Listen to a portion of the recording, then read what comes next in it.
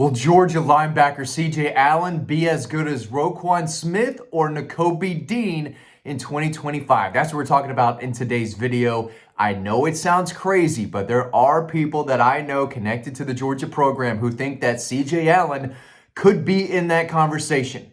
And listen, I've said previously, actually multiple times this offseason, that I think C.J. Allen could be one of the best linebackers in college football. In fact, I'm somewhat expecting that. I think he'll be in the conversation for the Butkus Award. I think the guy is phenomenal, and I think in year 3, he is going to take an even bigger step forward. 6'1", 235, all muscle, fantastic instincts, toughness. He's going to be maybe the biggest leader on that defense.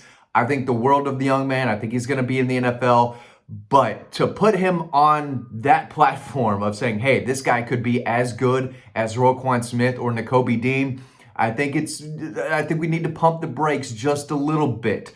Jalen Walker, obviously another Butkus Award winner who played last year. He's different, right? He played obviously some middle linebacker, but he played more on the edge and on the outside than C.J. Allen will this upcoming season. But year 3, that's when we saw the big jump from Roquan Smith, who was good in 2016. He was on another level and the best linebacker in college football in 2017, won the Butkus Award. And you can make the argument that he is one of the top 5 linebackers in all of college football over the last 10 years. And if he plays for another 10 years in the NFL, maybe helps lead the Ravens to a Super Bowl, we're talking about him being in the Hall of Fame conversation. That's how good Roquan Smith is. And we're going to talk about his greatness, because I do think now that a lot of time has passed, there are some people who have forgot how good or how great Roquan Smith was. And then you talk about Nico Dean, right? The leader of that 21 defense, arguably the best defense in college football history. He won the Butkus Award. He brought so much to that team. And there are people who are saying, you know what?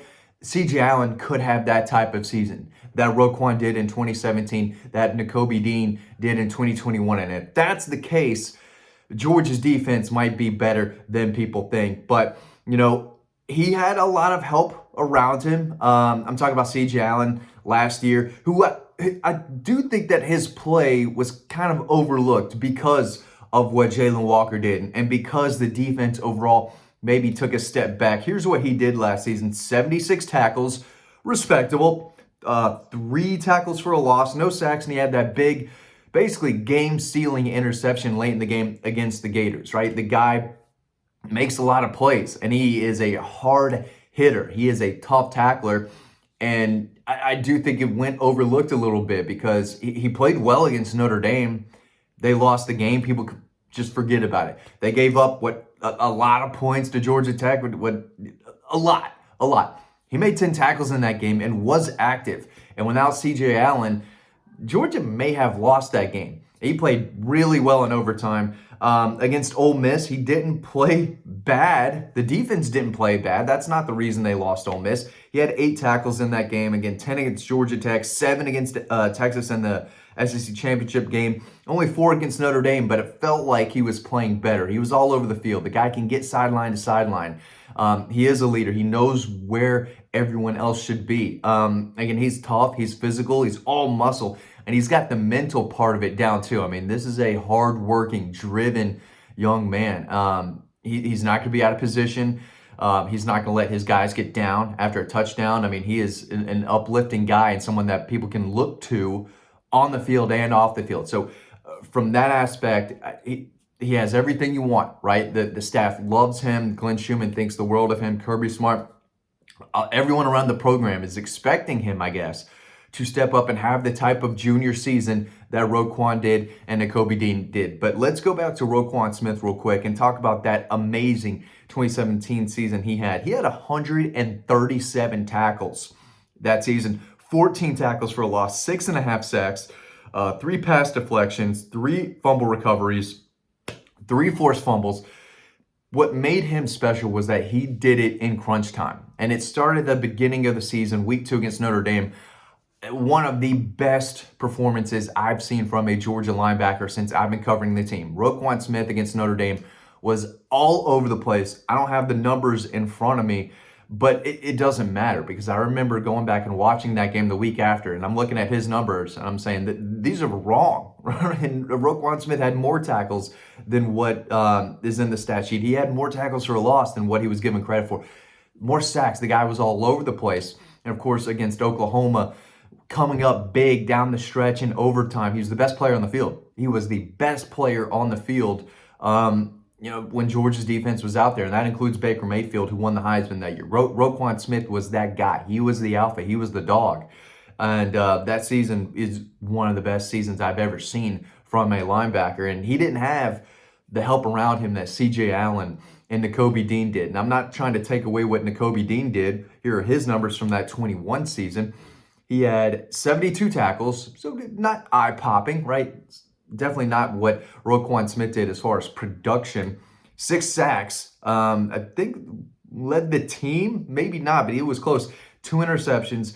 Again, it was the instincts, the leadership, the toughness, the speed. I mean, that guy was running down everyone. What he was able to do against Michigan was incredible. I mean, the guy was all over the field. He knew what the offense was doing before they snapped the ball. And Roquan Smith did the exact same thing. And I think C.J. Allen could as well. And we saw the jumps from year 2. Nakobe and Roquan were good. They were good players who had the potential to be great. And in year 3, they were great.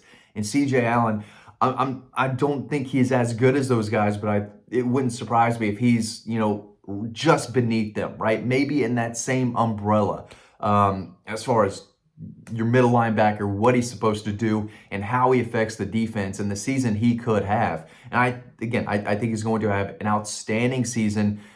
I'm not saying he's winning the Butkus. It wouldn't surprise me, but I think he's going to be in that conversation all year long, possibly be a finalist, and, maybe he does win it, right? It depends on other linebackers across the country. It's hard to pencil him in there, but I don't think we penciled Roquan Smith in there or Nakobe Dean. You knew that they could have the potential. Jalen Walker, too. You knew he had the potential to have a special season last year, and he did.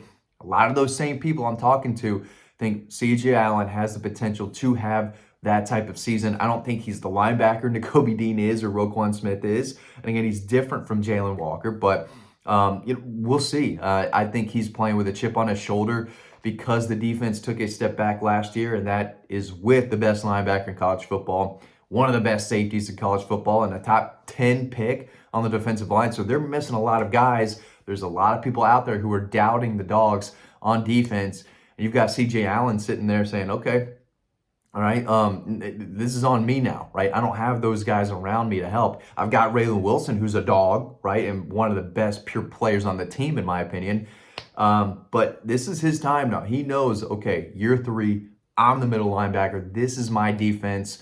I know the standard that I need to play with, and I need to get this Georgia defense back to an elite level. We're missing elite players. We could still be an elite defense, and it starts with me. And there are people around the program who are thinking, they're telling me, Matt, you keep an eye on C.J. Allen. We know that you're high on him, and I am. I haven't backed down from that. You just watch him play.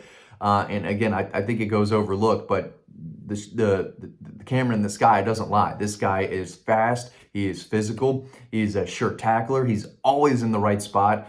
And he is a very, very good player who I think didn't get the credit that he deserves last year. And again, for a lot of reasons, but mainly because the defense took a step back and they lost some games they shouldn't have. And, he wasn't great against Alabama, especially in that first half, but nobody was.